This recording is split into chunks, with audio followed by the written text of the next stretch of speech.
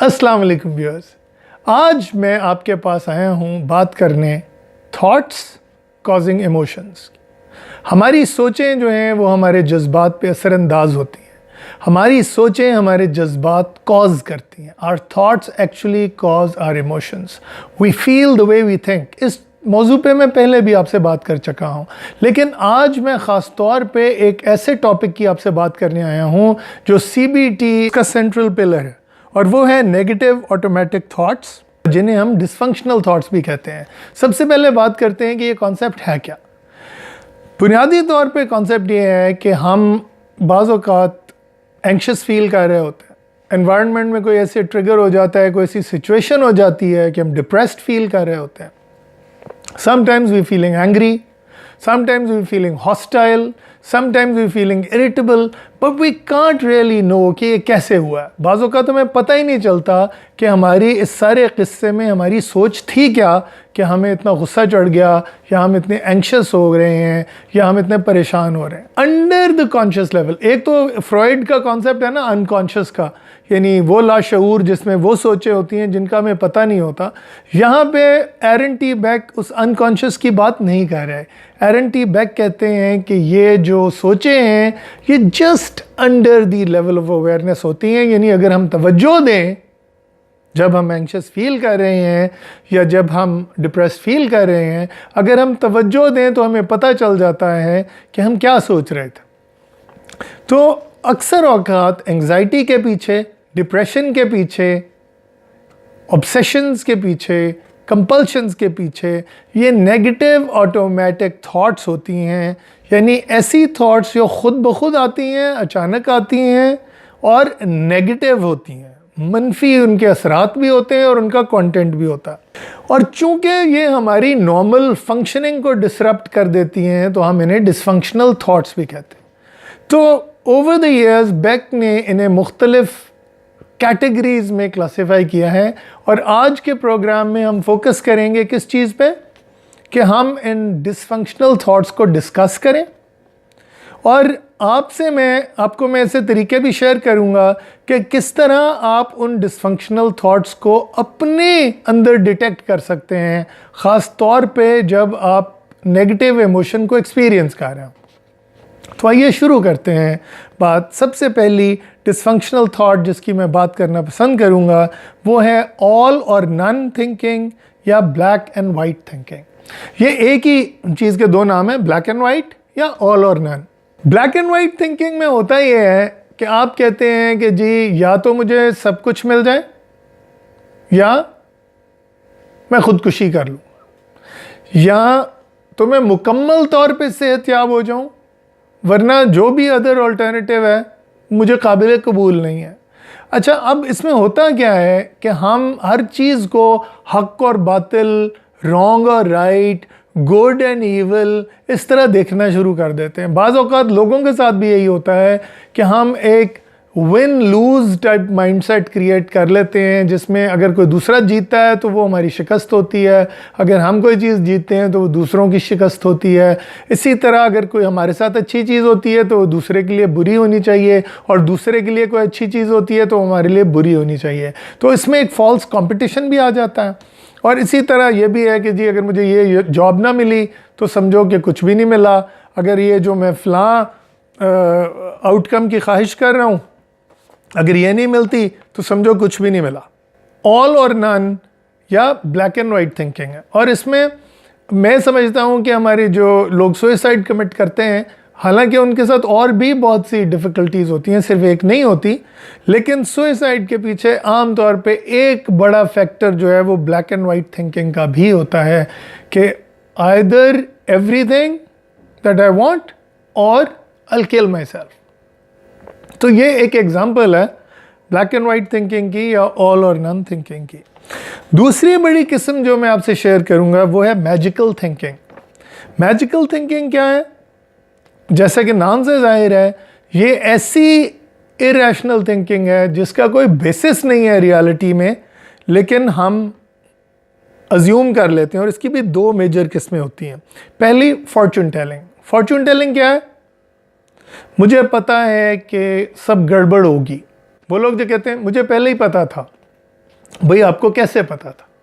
सो जाहिर है क्या इंसान को नेगेटिव थिंकिंग की आदत होती है। जिस इंसान को नेगेटिव थिंकिंग की ज़्यादा आदत होती है वो ज़्यादा बुरी चीज़ें सोचता है, और जब वो ज़्यादा बुरी चीज़ें सोचता है उनमें से कोई चीज़ हो जाती है तो वो कहता है देखा मुझे पहले ही पता था कि ये होने वाला है। और वो इसी तरह फ्यूचर के बारे में डर डर के जीता है कि जी आइंदा भी कोई बुरा होने वाला है। And this is the bad kind of Fortune telling. इसी तरह एक और मैजिकल थिंकिंग जो है वो है माइंड रीडिंग। यानी किसी ने आपको देखा तो आप कहीं देखा ये मुझे घूर घूर के देख रहा था और सोच रहा था कि मुझे नज़र लगा रहा था, या मुझे मेरे बारे में बुरे ख्यालात रख रहा था, या वो जिस तरह मुझे देख रहा था मुझे यकीन है कि वो मुझे क्रिटिसाइज़ कर रहा था। तो ये सारी माइंड रीडिंग है, और हम अक्सर ये कर रहे होते हैं दूसरों की नज़रों से, दूसरों के एक्सप्रेशन से हम बहुत सी कंक्लूजन्स निकाल रहे होते हैं। हालांकि हो सकता है कि वो बंदा जो है वो खला में घूर रहा हो, लग ऐसे रहा हो कि आपको देख रहा है और वो सोच ये रहा हो कि यार मैंने खाने में क्या खाना है। तो अक्सर औकात ही होता है। मुझे याद है मेरे एक कॉलीग थे, वो मुझे हमेशा देखते थे, मिलते थे तो कहते थे कि आप, मुझे पता है आप क्या सोच रहे थे, आप सोच रहे थे ना कि इसको बंदे को मज़ा चखा दिया मैंने आज, कोई बात नहीं, मैं भी बदला लेके छोड़ूंगा। और मुझे पता ही नहीं होता था कि वो बात कर क्या रहे हैं। But that is an example of mind reading. तीसरी चीज़ जो है वो है कैटास्ट्रोफाइजिंग। कैटास्ट्रोफाइजिंग की मैं अपने अल्बर्ट एलिस के वीडियोज़ के बारे में जो मैंने वीडियोस बनाए उनमें बात कर चुका हूँ पहले, और यहाँ आपको इसका लिंक भी नज़र आ जाएगा।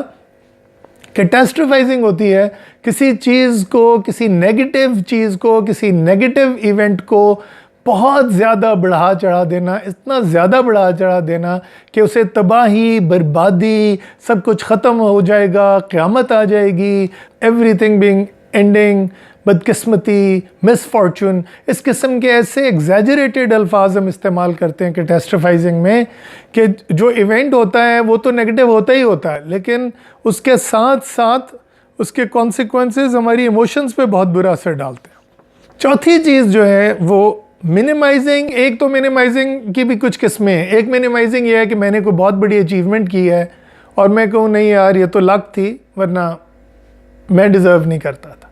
तो अब इससे क्या होता है कि एक खुशी जो आप जिसको सेलिब्रेट कर सकते हैं आप उसे सेलिब्रेट नहीं करते। फिर मिनिमाइजेशन की एक और किस्म होती है जो क्रिमिनल टाइप जिनका बिहेवियर होता है वो करते हैं। यार कोई बात नहीं यार, थोड़ी सी चोरी की है ना यार, वो क्या है कि हंगामा है क्यों बरपा, थोड़ी सी जो पी ली है, डाका तो नहीं डाला, चोरी तो नहीं की है। ये मिनिमाइजिंग की किस्म है कि यार चलो मैंने कोई गलत बात की है, इतनी गलत बात तो नहीं की। So this is called minimising. तो आमतौर पे जो लोग क्रिमिनल बिहेवियर में इंडल्ज करते हैं वो मिनिमाइज करते हैं, अपनी चीज़ों को कम करके बताते हैं हकीकत से। फिर हमारे पास है स्टीरियोटाइपिंग। स्टीरियोटाइपिंग क्या होती है? मैं अक्सर पंजाबियों को देखता हूँ कि वो कहते हैं कि जी पख्तून उल्टी खोपड़ी होती है, बेवकूफ़ होते हैं। मेरा अपना एक्सपीरियंस ये रहा है कि जितने पख्तून लोगों से मैं मिला हूँ, they are among the brightest people in the world, they are among the most intelligent people in the world. मेरे स्टूडेंट्स, मेरे दोस्त यार, और क्या दिलेर लोग हैं माशाल्लाह। मैं तो पख्तूनों का बड़ा फ़ैन हूँ फ्रैंकली, तो इसलिए मुझे बड़ी हैरत होती है जब मैं किसी पंजाबी को, पख्तून को स्टीरियोटाइप करते देखता हूँ। इसी तरह बाज़ मुसलमान सिखों को स्टीरियोटाइप करते हैं, बाज़ सिख जो हैं वो मुसलमानों को स्टीरियोटाइप करते हैं एज स्टूपिड। फिर उर्दू स्पीकिंग कई लोग मैंने देखे हैं जो सिंधियों के बारे में कहते हैं कि जी सुस्त हैं जी, लेज़ी हैं जी, काम नहीं करते।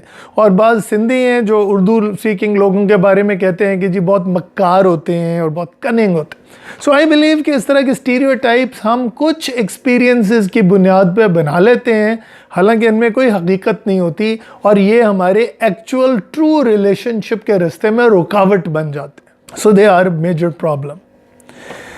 फिर एक और तरह की स्टीरियोटाइपिंग है, लेकिन ये एट्रीब्यूशन एरर कहलाती है। एट्रीब्यूशन एरर में क्या होता है कि हम किसी भी चीज़ का जो ज़िम्मा है वो गलत जगह दे देते हैं।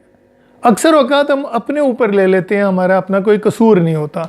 मसलन वो एक छोटा बच्चा जिसके पेरेंट्स की आपस में अक्सर लड़ाई रहती थी और उनकी डिवोर्स हो गई है, वो बच्चा कई बच्चे जो हैं वो इस तरह की बात करते हैं कि जी ये डिवोर्स मेरी वजह से हुई थी, क्योंकि मैं बहुत ज़्यादा रोता था और इस वजह से मेरे पेरेंट्स से चिढ़ जाते थे और फिर वो आपस में लड़ते थे और इसलिए उनके डिवोर्स हो गए। तो बाज़ औक़ात जो है जब थेरेपी में एक्सप्लोर किया जाए तो उन्हें ये फिर नज़र आता था कि किस तरह उनकी ये थॉट जो थी वो बिल्कुल एक गलत थी, बेमानी थी, और लेकिन चूँकि वो ये बिलीव करते थे इस थॉट की वजह से उनको बहुत अज़ियत कॉज हुई, बहुत negative emotion I. Then another dysfunctional thought is blaming, इल्ज़ाम धरना। जिम्मेदारी धरना और चीज़ होती है, लेकिन इल्ज़ाम धरना किसी पे किसी भी चीज़ का। मसलन पास लोग कहते हैं जी इसमें मेरा तो कोई कसूर नहीं है, तो फिर मेरे माँ बाप का हुआ ना, या मेरे माँ बाप का इसमें कोई कसूर नहीं है तो फिर मेरा हुआ ना। यानी किसी ना किसी को ब्लेम देना बड़ा ज़रूरी है। भाई सवाल ये है कि इन द एंड कॉजेशन जो है is a very complex matter. कोई भी चीज़ कौन कॉज करता है, अल्टीमेटली तो सब कुछ अल्लाह ताला के हाथ में है। So why don't we leave the responsibility on to him, और ये करने की, इल्ज़ाम धरने की बजाय मसाइल को हल करने की कोशिश करें। मकसद मेरा ये बात कहने का ये है, ये नहीं है कि मैं कह रहा हूँ कि आप जिम्मेदारी ना लें या आप मिनिमाइज़ करें। मैं ये नहीं कह रहा कि आप रिस्पॉन्सिबिलिटी को शर्क करें। मैं सिर्फ ये कह रहा हूँ कि जब कोई गड़बड़ हो जाए तो दूसरे को ब्लेम करने की बजाय या अपने को ब्लेम करने की बजाय प्रॉब्लम को सॉल्व करने की कोशिश करें। इसी तरह लेबलिंग, कोई एक्शन करना या उसकी वजह से अपनी आइडेंटिटी तब्दील कर लेना, दो मुख्तलिफ चीज़ें। मसलन आपने एग्ज़ाम में बहुत मेहनत की, पास नहीं हुए, तो अपने आप को फेलियर कहना जो है वो गलत है। हाँ, you have experienced a failure, आपने एक फेलियर एक्सपीरियंस किया है, एक नाकामी का सामना किया है, लेकिन उसकी वजह से आप एक नाकाम शख्स नहीं बन जाते। सो this is an important distinction. Label कर देना खुद को या दूसरे को। मसलन अक्सर लोग कहते हैं जी फलां तो लूज़र है। कई लोग अपने बच्चों को कहते हैं कि यार ये बच्चा तो लूज़र है। Very very bad thing to do. A dysfunctional thought is being planted. जब आप बच्चे को ये कहते हैं कि तू लूज़र है, तो वो बच्चा जो है वो फिर अपने आप को लेबल करना शुरू कर देता है और अचीवमेंट के रास्ते में उसकी ये रुकावट बनती है और उसे बहुत ज़्यादा नेगेटिव इमोशन एक्सपीरियंस भी होती है। फिर ओवर जनरलाइजिंग। ओवर जनरलाइजिंग क्या? आप एक दो लोगों से मिले हैं और उनकी वजह से आपने उनके पूरे ग्रुप के बारे में या उनकी पूरी फैमिली के बारे में या उनके पूरे कल्चर के बारे में कुछ जनरलाइजेशंस कर लिए हैं, और शायद वो ओवर जनरलाइजेशंस हैं। स्टीरियोटाइपिंग की तो मैंने आपको मिसाल दी थी, लेकिन स्टीरियोटाइपिंग के लिए ये ज़रूरी नहीं होता कि आपको ऐसे लोग मिले हों। वो आपने स्टीरियोटाइप कर लिया तो कर लिया। जैसे आपने, मुझे यकीन है कि आप में से अक्सर लोग जो हैं उन्होंने कभी कोई ज्यूइश बंदा नहीं देखा होगा, कोई यहूदी नहीं मिला होगा आपको, लेकिन आपने ज्यूज़ के बारे में जो कुछ भी आपको कॉन्स्पिरेसी थियरीज फीड की जाती हैं आपने बिलीव कर ली होंगी, आप में से अक्सर लोगों ने। तो ये स्टीरियोटाइपिंग है। ओवर जनरलाइजिंग ये है कि आप किसी से मिले, उसने आपको धोखा दिया, और लेट्स से कि वो शख्स जो था वो जापानीज़ था, तो अब आपने कहा कि जनाब जापानीज़ तो होते ही मक्कार हैं जनाब। अच्छा, अब ये स्टीरियोटाइपिंग नहीं है उस तरह, बिकॉज ये कल्चरली प्रेवलेंट नहीं है सिखों की तरह या महाजरों की तरह या सिंधियों की तरह, लेकिन ये आप अपने एक्सपीरियंस पे बेस करके एक शदीद ओवर जनरलाइजेशन कर लेते हैं। फिर एक चीज़ होती है जिसे हम कहते हैं इमोशनल रीजनिंग। अच्छा, मसलन मैंने अपनी क्लास में अक्सर देखा है कि मैं स्टूडेंट से प्रेजेंटेशन करवाता हूँ। स्टूडेंट्स बहुत अच्छी प्रेजेंटेशन करते हैं, लेकिन चूंकि वो खुद उस वक्त एंक्शस होते हैं और एंग्जाइटी से अनप्लेजेंट फीलिंग हो रही होती है, वो सोचते हैं कि जनाब मेरी प्रेजेंटेशन जो है वो बहुत बुरी थी और लोगों को बिल्कुल पसंद नहीं आई होगी। लेकिन जब लोगों से भी फीडबैक लिया जाता है तो पता चलता है कि वो तो बहुत अच्छी प्रेजेंटेशन थी। तो फिर वो हैरान होते हैं कि ये गैप किस तरह था, उनकी परसेप्शन अपनी और दूसरों की परसेप्शन में फ़र्क क्यों था। और वो फ़र्क इसलिए था कि चूँकि वो ख़ुद उस वक्त एंक्शस थे, तो वो उस एंग्जाइटी के ज़ेरे असर इमोशनल रीजनिंग कर रहे थे। If I am feeling bad, everybody else must also be feeling bad. And finally जो डिसफंक्शनल थॉट है वो है over responsibility. Taking over responsibility. ये उसी तरह है, उसकी किस्म है जैसे एट्रीब्यूशन एरर थी कि जी मेरे पेरेंट्स की जो डिवोर्स है वो मेरी वजह से हुई है। इसमें लेकिन बहुत सी OCD की जो थॉट्स हैं और कंपल्शंस हैं उनका बड़ा गहरा ताल्लुक है। मसलन अगर मैंने 3 दफ़ा लकड़ी को टच ना किया सुबह घर से निकलने से पहले तो मेरी अम्मी के साथ कोई हादसा हो सकता है। और हुआ ये है कि आपने 3 दफ़ा लकड़ी को टच नहीं किया और इत्तेफाक से खुदा न खास्ता कोई हादसा हो गया, तो आपने कहा देखा मैंने लकड़ी को 3 दफ़ा टच नहीं किया था इसलिए मेरी अम्मी के साथ ये एक्सीडेंट हो गया।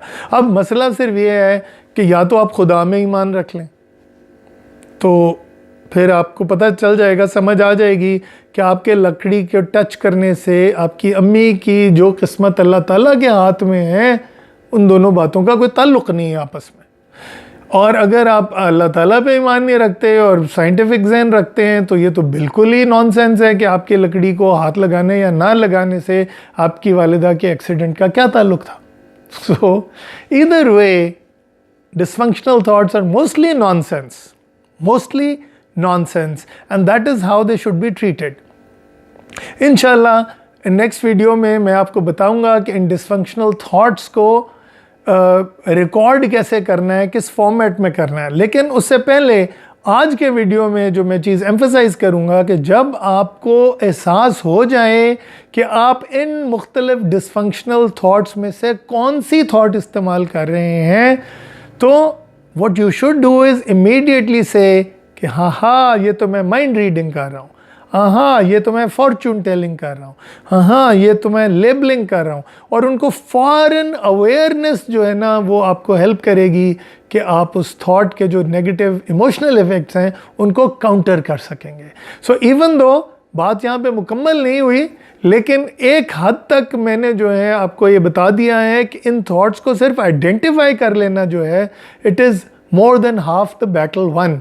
यानी अगर आपने अपनी नेगेटिव ऑटोमेटिक थॉट्स को या अपनी डिसफंक्शनल थॉट्स को पहचान लिया है और उनको प्रॉपरली कैटेगराइज कर लिया है, समझ लिया है कि ये कौन सी वाली है, यहाँ पे मैं ब्लैक एंड वाइट थिंकिंग कर रहा हूँ, यहाँ पे मैं कैटास्ट्रोफाइजिंग कर रहा हूँ, यहाँ पे मैं स्टीरियोटाइपिंग कर रहा हूँ, तो आपके बहुत से मसाइल, इमोशनल मसाइल यहीं से हल होने शुरू हो जाएंगे। So hopefully I think during the next week you will be able to detect, identify many of your negative automatic thoughts and challenge these thoughts. और उससे फ़ायदा क्या होगा कि आप emotionally बेहतर महसूस करेंगे। So viewers, subscribe to my channel, comment and share my videos. Thank you very much for your support. खुदा हाफ़िज़।